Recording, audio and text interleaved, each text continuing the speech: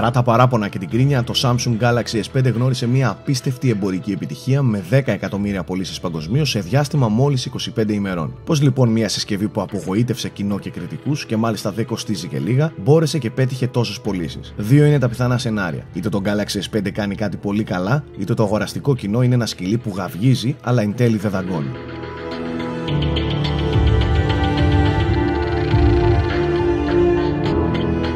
Ο Σάκης Καρπάς, βλέπετε το show των Unboxholics και αυτό είναι το Samsung Galaxy S5. Η ναυαρχίδα όλων των ναυαρχίδων. Όχι τόσο από πλευράς τεχνικών χαρακτηριστικών, αλλά από όλα τα άλλα. Η Samsung μας έστειλε το review unit, οπότε το unboxing παρακάμπτεται. Πάμε λοιπόν να δούμε αν το Galaxy S5 άξιζε τις παράξενες κριτικές ή αδικήθηκε από αυτές. Ας ξεκινήσουμε με αυτό που βλέπουμε. Εδώ η Samsung ακολούθησε το ίδιο περίπου μονοπάτι με αυτό που έχει πάρει εδώ και αρκετό καιρό με τις συσκευές της. Πλαστικό καλής ποιότητας, καλύπτει ολόκληρο το σώμα της συσκευής, το περίγραμμα στολίζεται από νίκελ λεπτομέρειες, ενώ το πίσω καπάκι αυτή τη φορά αποτελείται από υλικό που δίνει την αίσθηση του βελούδινου και του δερμάτινου ταυτόχρονα. Αυτό το texture το κάνει φοβερά ασφαλές στα δικά μου χέρια τουλάχιστον και σε συνδυασμό με το λεπτεπίλεπτο γενικό σχεδιασμό, προσωπικά μένω εξαιρετικά ικανοποιημένος από το αποτέλεσμα. Παρ' όλα αυτά, δεν πρέπει να ξεχνάμε πως υπάρχουν στην αγορά smartphones με πολύ καλύτερη ποιότητα κατασκευής. Οι διαστάσεις του είναι οι πλέον φυσιολογικές κατά την άποψή μου για smartphone με οθόνη 5,1 inch. Έχουμε 142 χιλιοστά στο ύψος, 72,5 χιλιοστά στο πλάτος και 8,1 χιλιοστά στο πάχος. Το βάρος του τηλεφώνου με την μπαταρία αγγίζει τα 145 γραμμάρια, επίσης φυσιολογικό νούμερο αναλογικά με το μέγεθός του.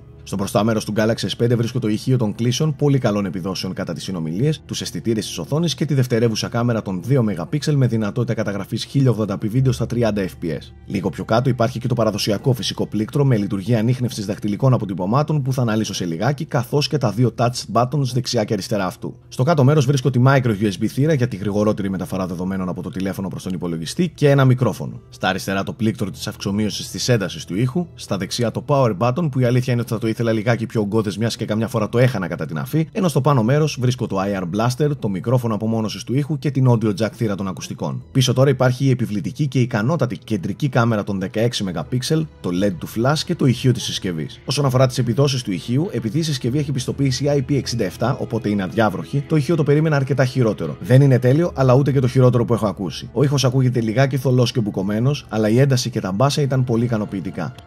Το πίσω εύκαμπο το καπάκι αφαιρείται και έτσι δίνεται στο χρήστη πρόσβαση στην μπαταρία, στην κάρτα SIM και στο slot της microSD κάρτας. Και μιας και αναφέρθηκα πριν λίγο στην IP67 πιστοποίηση, ναι, το Galaxy S5 αντέχει αρκετή κακομεταχείριση από σκόνη και νερό. Συγκεκριμένα αντέχει για 30 περίπου λεπτά σε νερό βάθους 1 μέτρου. Εμείς το ταλαιπωρήσαμε λιγάκι, ειδικά με το νερό, και παρά τα μίνι καρδιακά επεισόδια της ομάδας, μας έβγαλε ασπροπρόσωπους. Δηλαδή όχι εμάς, τη Samsung και τους μηχανικούς της. Το μόνο που πρέπει να προσέχετε σε αυτό το θέμα είναι να βεβαιώνετε κάθε φορά ότι το πίσω καπάκι έχει σφραγίσει καλά και ότι το καπάκι στη θύρα USB είναι καλά κλειστό. Από εκεί και πέρα μη φοβάστε, αντέχει.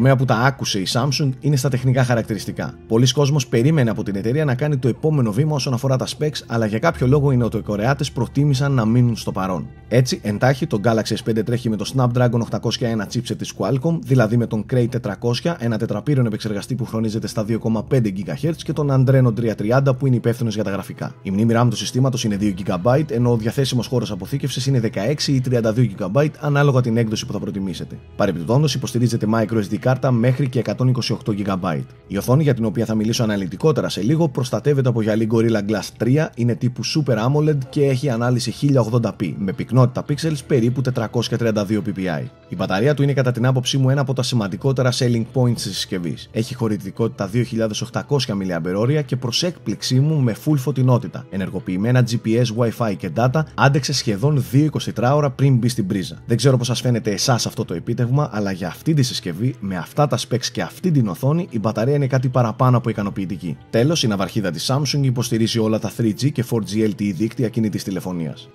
Ένα από τα απογοητευτικά χαρακτηριστικά του S5 είναι ο fingerprint sensor του κεντρικού πλήκτρου, ο οποίος ενεργοποιείται με ολίσθηση του δακτύλου από πάνω προς τα κάτω. Εκτός ότι πολλές από τις προσπάθειες ενεργοποίησης δεν τις αναγνώριζε, σε γενικές γραμμές το θεωρώ ένα ανούσιο feature. Ναι, έχει πιστοποιηθεί από την PayPal για γρήγορες συναλλαγές, υποστηρίζει αρκετά δάχτυλα, κάθε δάχτυλο μπορεί να δεχτεί διαφορετικές λειτουργίες και χρήσεις, αλλά συνεχίζω να πιστεύω πως λίγοι είναι αυτοί που θα νιώσουν καλά έχοντας το ενεργοποιημένο. Το Galaxy S5 έρχεται με εγκατεστημένη την 442 έκδοση του λειτουργικού Android, ωστόσο έχει υποστεί βαριά παραμετροποίηση από τη Samsung. Το λεγόμενο Magazine UI της εταιρείας είναι πνιγμένο σε λειτουργίες και χαρακτηριστικά, που αν πούμε να τα αναφέρουμε όλα, θέλουμε πραγματικά ώρες παρουσίασης. S-Health, S-Voice, Gestures για χέρια και μάτια, λειτουργία έκτακτης ανάγκης, Baby Cry Recognition και τόνους ακόμα από χαρακτηριστικά και δυνατότητες. Για να είμαι απόλυτα ειλικρινής, ευπρόσδεκτα όλα αυτά, αλλά στην τελική φορτώνουν το χρήστη και το τηλέφωνο με δεκάδες αχρίαστα πράγματα που πολλά από αυτά δεν επανεργοποιούνται, οπότε τρώνε άδικα πόρους από το σύστημα. Ένα επίσης απογοητευτικό χαρακτηριστικό του S5 είναι το My Magazine, που εμφανίζεται με slide της οθόνης από τα αριστερά προς τα δεξιά. Το περιοδικό μου στα ελληνικά εμφανίζει άρθρα και ειδήσεις από αγαπημένα και δημοφιλή μέσα. Το πρόβλημα είναι ότι λειτουργεί κάπως αργά, ενώ πολλές φορές κολλάει χωρίς λόγο. Ένα πολύ ευπρόσδεκτο χαρακτηριστικό όμως είναι το Ultra Saving Mode, που πρακτικά απενεργοποιεί τα πάντα σε συσκευή, κάνει ασπρόμαυρη την οθόνη και θέτει σε λειτουργία μόνο τα βασικά. Τηλέφωνα, μηνύματα κτλ.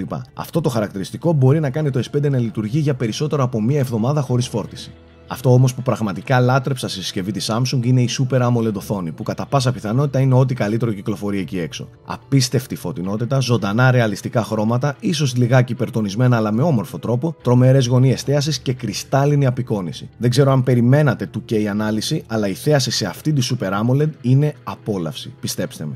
Το καλύτερο φυσικά το άφησα για το τέλος. Η κάμερα του Samsung Galaxy S5 είναι ό,τι πιο γοητευτικό χαρακτηριστικό έχει να προσφέρει η συσκευή. Ο πολύ ιδιαίτερος και τεχνολογικά προηγμένος BSI αισθητήρας είναι ικανός να χαρίσει μια εξωφρενικά ρεαλιστική απόδοση σε φωτογραφίες και βίντεο. Με ικανότητα απαθανάτησης φωτογραφιών 5.500 επί 3.000 περίπου pixels και καταγραφή 4K βίντεο στα 30 fps, 1080p βίντεο στα 60 fps και 720p βίντεο στα 120 fps, τα αποτελέσματα που θα πάρετε από αυτή την κάμερα θα τα βλέπετε και δύσκολα θα τα πιστεύετε. Υπάρχουν δεκάδες ακόμη λειτουργίες της κάμερας που δεν νομίζω πως μπορούν να περιγραφούν καλύτερα από τα samples που σας ετοιμάσαμε.